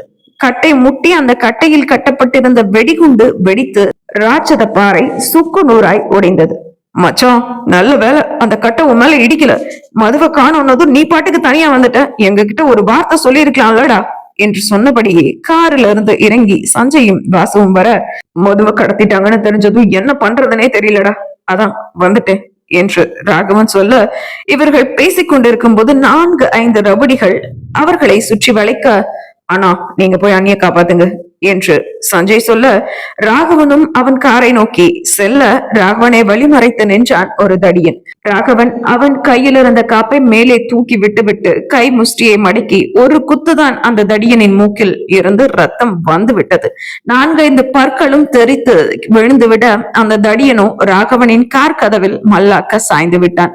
அவனின் சிகையை கொத்தாய் பிடித்து கீழே தள்ளிய ராகவனோ மரத்தடுப்பை உடைத்துக் கொண்டு காட்டிற்குள் நுழைந்தான். தங்களை சுற்றி வளைத்த 4 ரவுடிகளையும் பந்தாடி கொண்டிருந்தனர் வாசுவும் சஞ்சயும். வானை கிழித்துக் கொண்டு மின்னலை போல அந்த காட்டிற்குள் ராகவனின் கார் சீறியது. அந்த காரின் சத்தத்தில் மரத்தில் இருந்த பறவைகள் பயந்து பறந்தோட, அந்த பங்களாவின் வாயிலில் நின்றிருந்த ரவுடிக்கோ பயபந்து உருண்டோடியது. அண்ணா அண்ணா என்று மைக்கேலை அழைத்துக் கொண்டு பங்களாவுக்குள் அந்த ரவுடி ஓடினான். என்னடா, ஏன் அப்படி கத்துற, என்ன பிரச்சனை என்று மைக்கேல் கேட்க, பறவையெல்லாம் பறக்குதுன்னா என்றான் அந்த தடியன். பைத்தியக்கார பயலே, பறவைனா பறக்கதாண்டா செய்யும் என்றார் மைக்கேல். ஐயோ அது இல்லைன்னா எல்லா பறவையும் ஒன்னா பறக்குதுன்னா என்றார் அந்த தடியன். என்னடா சொல்ற, புரியுற மாதிரி சொல்லு என்று மைக்கேல் கத்த, ஆனா ராகவன் வந்துட்டாருன்னு நினைக்கிறேன் என்று அந்த ரவுடி பயந்து கொண்டே சொல்ல, ராகவன் வந்துட்டாரா, என்னடா அவனுக்கு மரியாதையெல்லாம் பலமா இருக்கு என்று மைக்கேல் சொல்ல, ஆனா 4 வருஷத்துக்கு முன்னாடி நடந்த சம்பவத்தை நான் இன்னும் மறக்கலன்னா என்று அந்த ரவுடி கூறினான். நாங்களும் தானா என்று ஒரே குரலில் மற்ற ரவுடிகளும் சொல்ல, சரியான தொட நடுங்கிகளா இருக்கீங்களேடா. ராகவன் காட்டுக்குள்ள வந்தாலும் அவனால இந்த பங்களாவை கண்டே பிடிக்க முடியாது. அதனால போய் அவன் வேலையை ஒழுங்கா பாருங்க என்று மைக்கேல் சொல்லி முடித்தான். ராகவன் அந்த பங்களாவை கண்டுபிடிச்சு மதுவையும் கண்டுபிடிப்பானா அப்படிங்கிறத நாளைய அத்தியாயத்தில் பார்ப்போம். நன்றி.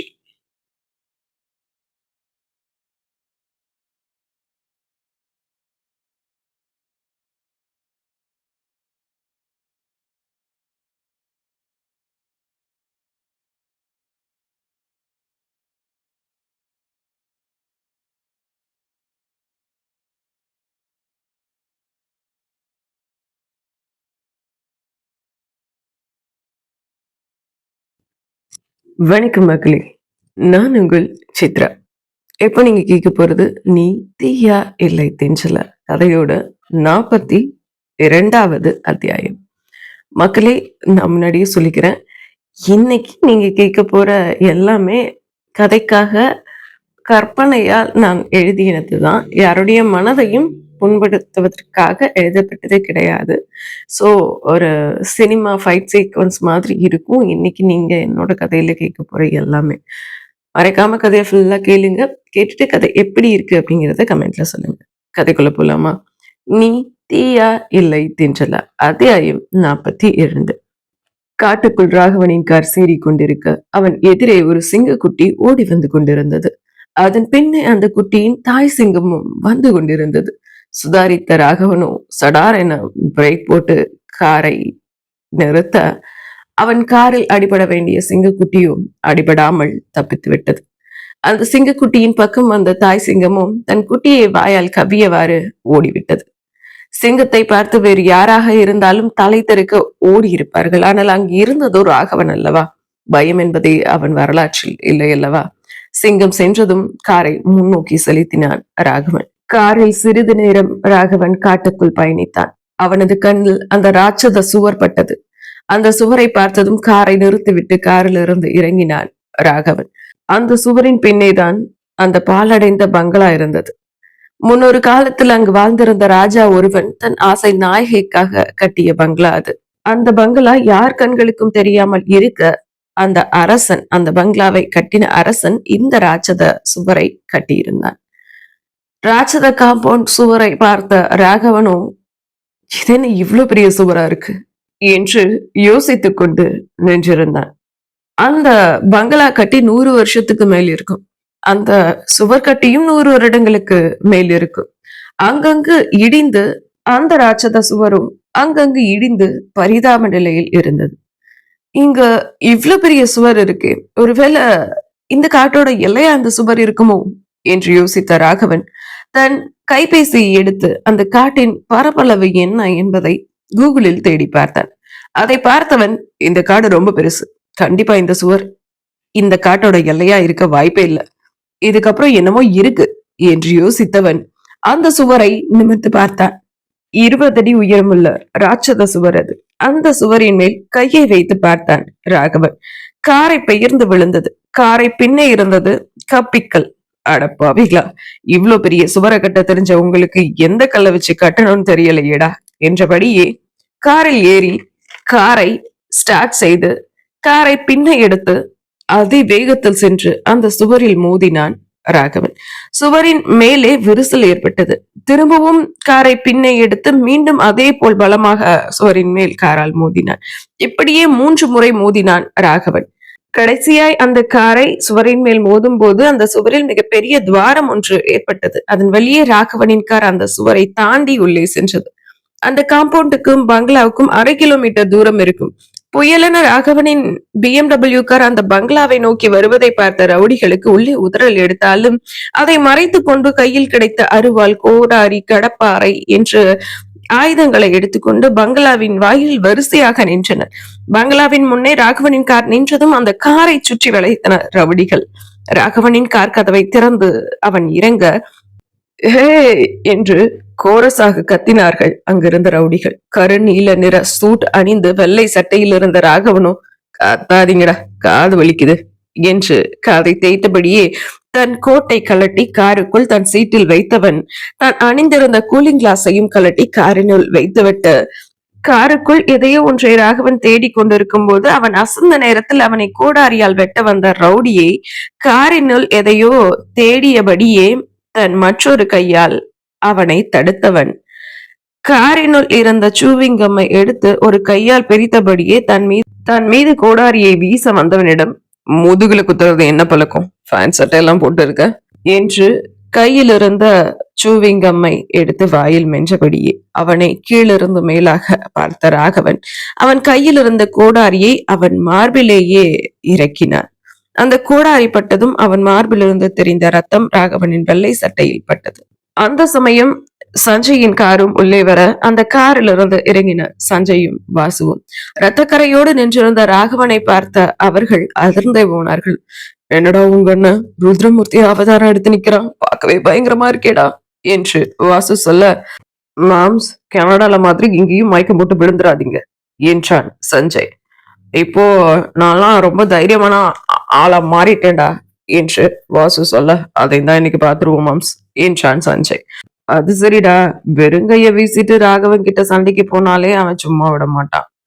இவனுகள்லாம் என்னடா கத்தி, கடப்பார, அருவான்னு ஆயுதத்தோட வந்திருக்கானுங்க, நரகத்தை பார்த்துட்டுதான் சாவ போறானுங்க போல என்று வாசு சொல்லிக் கொண்டு இருக்கும் போதே தன்னை சுற்றி நின்றவர்களை பந்தாட ஆரம்பித்து விட்டான் ராகவன். அவனது அடி ஒவ்வொன்றும் இடி போல் அல்லவா இறங்கியது. ராகவன் அடிக்க அடிக்க பங்களாவின் உள்ளிருந்து ஆட்கள் வந்து கொண்டிருக்க களத்தில் வாசுவும் சஞ்சயும் இறங்கிவிட்டார்கள். ராகவனுக்கு சமமாக சஞ்சயும் ரவுடிகளை அடித்து வெளுத்து கொண்டிருக்க, ராகவனும் சஞ்சயும் அடித்து வீழ்த்தியவர்களை மீண்டும் எழ முடியாத அளவிற்கு கையில் கிடந்த கட்டையை எடுத்து சாத்து சாத்தி என்று சாத்தினான் வாசு. சஞ்சயும் ராகவனும் அடி வெளுத்து கொண்டிருக்க, உள்ளே இருந்து அவர்களை சிசிடிவியின் வழியே பார்த்து கொண்டிருந்தான் மைக்கேல். என்ன இந்த அடி அடிக்கிறானுங்க? என்னோட 25 வருஷம் சர்வீஸ்ல நான் கூட எவனையும் இப்படி அடிச்சதில்லையே என்று நினைத்த மைக்கேலோ ஆதித்யனுக்கு அழைத்தான். ஆதித்யனோ தன் வீட்டை நோக்கி சென்று கொண்டிருந்தான். மைக்கேலின் அழைப்பை பார்த்ததும் அட்டன் செய்து காதல் வைத்தான் மைக்கேல். சார், ராகவனும் அவனோட 2 பேரும் பங்களாவுக்கு வந்திருக்கானுங்க. என்னுடைய சிசின்களை எல்லாம் அடி வெளுத்துட்டு இருக்கானுங்க சார் என்று பதட்டத்தோடு மைக்கேல் சொல்ல, எனக்கு தெரியும் அந்த ராகவன் அங்க வருவான்னு. அந்த மது செத்துட்டால என்று ஆதித்யன் கேட்க, தொட்டிக்குள் எட்டி பார்த்தான் மைக்கேல். மது மேல் மூச்சு கீழ் மூச்சு வாங்கியபடி உயிர் வாழ போராடி கொண்டிருந்தாள். குளிரில் நடுங்கியபடியே. இல்ல சார், இன்னும் சாகல என்று மைக்கேல் சொல்ல, ஸ்டூபிட், அவளை உடனடியா முடிச்சிடு, அப்புறம் எனக்கு தகவல் சொல்லு. இன்னைக்கு மட்டும் மதுவை ராகவன் காப்பாத்தினான்னு எனக்கு தெரிஞ்சது, அப்புறம் நீ உயிரோட இருக்க மாட்ட என்று ஆதித்யன் கத்த, சரி சார், நான் அவளை முடிச்சிடறேன் என்றபடியே பக்கத்துல இருந்த கம்பியை எடுத்து மதுவின் கழுத்தை நெரிக்க போனான் மைக்கேல். அதற்குள் பலமான சத்தம் ஒன்று அந்த அறைக்குள் கேட்டது. அந்த சத்தம் ராகவனின் துப்பாக்கியிலிருந்து வந்த சத்தம் தான். மதுவை தேடி பங்களாவுக்குள் நுழைந்த ராகவன் மைக்கேலை பார்த்து விட்டான். பார்த்ததும் ராகவனுடைய துப்பாக்கியை எடுத்து அவன் பின்னந்தலையில் சுட்டான். ராகவனின் துப்பாக்கியிலிருந்து வெளிவந்த தோட்டாக்கள் மைக்கேலின் பின்னந்தலையில் புகுந்து முன்னந்தலை வெளியே வந்தது. மதுவின் கழுத்தை நெருக்கிச் சென்றவனின் உயிரை கண்ணுமைக்கும் நொடியில் பறித்திருந்தான் ராகவன். ரத்த வெள்ளத்தில் கிடந்த மைக்கேலின் உடலை ராகவன் பலம் கொண்டு அவன் காலால் உதைக்க மைக்கேலின் உடல் 10 அடி தள்ளி போய் விழுந்தது. மதுவை தொட்டியிலிருந்து தூக்கி தரையில் கிடத்தினான் ராகவன். அவள் உடலெங்கும் சில்லென்று இருந்தது. பதறிப்போன ராகவன் அவள் நாசியில் கையை வைத்து பார்த்தான். மதுவிற்கு மூச்சே இல்லை. அதை பார்த்ததும் மது என்று கத்தியே விட்டான் ராகவன். அவனின் அலறலில் அந்த பங்களாவை அதிர்ந்து போனது. ரவுடிகளை எல்லாம் அடித்து ஓரம் போட்ட சஞ்சயும் வாசுவும் ராகவனின் சத்தம் கேட்டு அவன் இருந்த அறையின் பக்கம் உள்ளே நுழைந்தனர். அங்கு மதுவை மடியில் வைத்துக் கொண்டு பிரம்மை பிடித்தவன் போல அமர்ந்து கொண்டிருந்தான் ராகவன். அதை பார்த்த சஞ்சய்க்கும் வாசுவிற்கும் பதறி போனது. டேய், என்னடா மச்சாச்சு, ஏன் அப்படி உட்கார்ந்திருக்க என்று ராகவனிடம் வாசு கேட்க பதில் இல்லை ராகவனிடம். ராகவனை பார்த்த சஞ்சயோ மதுவின் ஆசையில் கையை வைத்து பார்த்தான். அதிர்ந்து விட்டான் அவன். சஞ்சய் அதிர்ந்ததை பார்த்த வாசுவோ என்னடாச்சு என்று பதற, மூச்சு இல்ல மாப்ஸ், அன்னைக்கு மூச்சே இல்ல என்று சஞ்சய் சொல்ல, என்னடா சொல்ற என்று வாசுவும் அதிர்ந்து போனான். இல்லடா, மதுவுக்கு ஒன்னும் ஆகாது என்று சஞ்சயிடம் சொன்ன வாசுவோ ராகவனிடம், ராகவா, மதுக்கு ஃபர்ஸ்ட் எய்ட் பண்ணி பார்க்கலாம்டா என்று சொல்ல, சட்டென்று சுயநினைவுக்கு வந்த ராகவனோ தன் மடியில் இருந்த மதுவை கீழே கிடத்திவிட்டு தனது 2 கைகளையும் ஒன்றாக சேர்த்து மதுவின் நெஞ்சு கூட்டிற்குள் ராகவன் வைத்து அழுத்த, எந்த முன்னேற்றமும் இல்லை மதுவிடம். ராகவா, மூச்சு கொடுத்து பாருடா என்று வாசு சொல்ல, மதுவின் இதழ்களை பிரித்து வாயோடு வாய் வைத்து ஊதி மூச்சு கொடுத்தான் ராகவன். 15 நிமிட போராட்டத்திற்கு பின் இருமிக்கொண்டே மது கண் விழித்தாள். அவள் கண் விழித்ததும் எதிரே இருந்த வாசுவையும் ராகவனையும் தான் முதல் பார்த்தாள். அவளுக்கு எல்லாமே 2 தெரிய அந்த கணம் மதுவின் முகத்தை தன் 2 கைகளால் ஏந்தி தன் புறம் திருப்பிய ராகவனோ அவள் முகமெங்கும் முத்தங்களை கொடுத்தான். அவன் கொடுத்த முத்தத்தில் தெரிந்தது மதுவை இழந்து விடுவோமோ என்று ராகவனுக்கு உள்ளிருந்த ஏக்கமும் பயமும் காதலும். ராகவ் என்று மதுவின் குரல் கேட்க மதுவை தன் மார்போடு அணைத்துக் கொண்டான் ராகவன். அவனின் வாசம் உணர்ந்த மதுவோ மீண்டும் மயங்கிவிட்டாள். அவளின் தலை தொங்கியது. மது மயங்கிட்டாடா என்று ராகவன் சொல்ல, இப்படி நிறுத்தாம முத்தம் கொடுத்தா பாக்குற எங்களுக்கே மயக்க வருது, வாங்குற அவளுக்கு வராதா என்று வாசு சொல்ல, மூடிட்டு பொண்டி ஏற்றா என்று ராகவன் சொல்ல, வாங்க மாம்ஸ் என்று வாசுவின் கையை இழுத்து கொண்டு சஞ்சய் ஓட மதுவை தூக்கி தோளில் போட்ட ராகவனோ பங்களாவிலிருந்து வெளியே சென்றார். காரை ஸ்டார்ட் செய்து ராகவனுக்காக காத்திருந்தனர் வாசுவும் சஞ்சயும். மதுவை காரின் பின் சீட்டில் படுக்க வைத்த ராகவனும் அவளின் தலையை தன் மடியில் எடுத்து வைத்துக் கொண்டு சில்லென்று இருந்த அவளின் கைகளை தன் கையில் வைத்து தேய்த்து கொண்டிருந்தான். தன் சட்டையை கழட்டி அவள் மேல் போத்தின ராகவன் முன் சீட்டின் மேல் இருந்த தன்னுடைய கோட்டையும் எடுத்து மதுவின் மேல் போத்தி விட்டிருந்தான். அண்ணா, நேரா நம்ம ஹாஸ்பிட்டலுக்கு போலாமா என்று சஞ்சய் கேட்க, இதனடா கேள்வி, ஹாஸ்பிட்டலுக்கு தானே போகணும், போ என்று வாசு சொல்ல, இல்ல, அரண்மனைக்கு போ என்று ராகவன் கூறினார். அரண்மனைக்கா என்று சஞ்சய் கேட்க, ஆமா அரண்மனைக்குத்தான் என்று கோபத்தில் பற்களை நெரித்தான் ராகவன். வாசு, நம்ம ஹாஸ்பிட்டல் சீஃப் டாக்டர்ஸ் 2 பேரை அரண்மனைக்கு வர சொல்லிடு, அப்படியே திவ்யாவையும் அரண்மனைக்கு வர சொல்லிடு என்று ராகவன் கூற, அடுத்த 30 நிமிடத்தில் சஞ்சயின் கார் அரண்மனையின் வாசலில் நின்றது. அரண்மனையின் வரவேற்பறையில் லதாவும் மாயாவும் அமர்ந்திருக்க, கார் வந்த சத்தத்தை கேட்டு இருவரும் ஒரு சேர தலையை திருப்பி பார்த்தனர். அவர்களின் காரின் பின்னே மருத்துவர் இருவரும் காரில் வந்து இறங்கினர். சட்டையில்லாத வெற்று மார்போடு மதுவை தோளில் கிடத்தி ஒற்றை கையால் பிடித்துக் கொண்டு மற்றொரு கையால் கைபேசியை காதில் வைத்து பேசியபடியே உள்ளே நுழைந்த ராகவனை பார்த்த லதாவிற்கும் மாயாவிற்கும் தூக்கி வாரி போட்டது. தாடி மீசையெல்லாம் வைத்துக் கொண்டு ஆளை மாறி இருந்தான் ராகவன். இப்பொழுதுதான் பல நாட்களுக்கு பிறகு மாயா ராகவனை பார்க்கிறார். அத்த, ராகவன் மாமா வைத்து ஆளை மாறி இருக்காரே என்று மாயா சொல்ல, இப்போ இது ரொம்ப முக்கியம். நானே மதுவை இவன் காப்பாத்தி திரும்பவும் அரண்மனைக்கு தூக்கிட்டு வந்துட்டானுங்கிற கடுப்புல இருக்கேன் என்று லதா சொல்ல, மாயாவோ அவன் பெற்ற மார்பையும் படிக்கட்டு வயிற்றையும் அல்லவா பார்த்து கொண்டிருந்தாள். எப்பா, எவ்வளவு ஹான்சமா இருக்கான். இந்த ஜென்மத்துல பாடுபட்டாவது இவன் கையால நம்ம தாலிய வாங்கிடணும் என்று மாயா நினைத்து கொண்டிருந்தாள். அவர்களை கடந்து மது முதலில் இருந்த அறைக்குள் நுழைந்த ராகவனோ மதுவை அங்கிருந்த மெத்தையில் கிடத்தினான். வைத்தியரின் பெட்டியை தூக்கி கொண்டு ராகவனும் சஞ்சயும் அந்த அறைக்குள் நுழைய, அங்கிருந்த மருத்துவரிடம், டாக்டர் என்னன்னு பாருங்க, மது சீக்கிரம் கண்ணு முழிக்கணும், ஏதாவது செய்யுங்க என்று ராகவன் பதட்டத்தோடு சொல்ல, நீங்க வெளியில் இருங்க, நான் பார்த்துட்டு சொல்றேன் என்று மருத்துவர் கூறினார். ராகவன், வாசு, சஞ்சய் மூவரும் அந்த அறையை விட்டு வெளியில் வந்தனர். அதற்குள் அங்கு திவ்யாவும் வந்துவிட, திவ்யா வருவதை பார்த்து அவள் பக்கம் ஓடினான் சஞ்சய். என்னாச்சு சஞ்சய், மதுவுக்கு என்று திவ்யா பதட்டத்தோடு கேட்க, மதுவிற்கு நடந்ததை எல்லாம் சஞ்சய் விவரித்தான். அதை கேட்டதும் திவ்யாவால் அழாமல் இருக்க முடியவில்லை. பாவம், அவளுக்கு மட்டும் ஏன் இப்படி எல்லாம் நடக்குது என்று திவ்யால அவளது கண்களை துடைத்து விட்ட சஞ்சயோ, ஹே வயடி, அதான் நீ காப்பாத்திச்சுல, அப்புறம் எது கலர, அவங்களுக்கு ஒண்ணும் ஆகாது, அல்லாத என்று சஞ்சய் சொல்ல, சஞ்சயை அணைத்து கொண்டாள் திவ்யா. சஞ்சயும் தான் வரவேற்பறையில் இருக்கிறோம் என்பதையே மறந்துவிட்டு திவ்யாவை அணைத்து கொண்டு ஆறுதல் கூறிக்கொண்டு நின்றிருந்தான் சஞ்சய். சஞ்சய் மதுவை விரும்பும் விஷயம் வாசுவிற்கும் ராகவனுக்கும் தெரியும் என்பதால் அவர்கள் முகத்தில் எந்த ஒரு அதிர்ச்சியும் இல்லை. ஆனால் லதாவிற்கும் மாயாவிற்கும் அங்கு நின்று கொண்டிருந்த பார்த்திபனுக்கும் இது அதிர்ச்சியாய்தான் இருந்தது. அத்த, இந்த வீட்டோட 2வது மருமக இவதான் போல, நல்லா பாத்துக்கோங்க என்று லதாவின் காதல் மாயா சொல்ல, எல்லாம் என் தலை எழுத்து என்று கூறினாள் லதா. தன் மகனை ஒரு கோடீஸ்வரன் வீட்டிற்கு மாப்பிள்ளையாக்க திட்டம் போட்டு இருந்தான் பார்த்திபன். அதையெல்லாம் தவிடு பொடியாக்கி கொண்டிருக்கும் சஞ்சயை பார்த்து ஆத்திரமாய்தான் வந்தது பார்த்திபனுக்கு. அந்த சமயம் பார்த்து மதுவை பரிசோதித்து விட்டு மருத்துவர்களும் அந்த அறையில் இருந்து வெளியில் வர, டாக்டர் என்னாச்சு இப்ப மதுவுக்கு, ஓகேவா என்று ராகவன் கேட்டார். ராகவன் கேட்ட கேள்விக்கு மருத்துவர்கள் எந்த பதிலும் சொல்லாமல் அமைதியாக இருந்தார்கள். மதுவுக்கு என்ன நடந்திருக்கும், மது உயிர் பிழைப்பாளா என்பதை நாம் அடுத்த அத்தியாயத்தில் நாளை பார்ப்போம். நன்றி.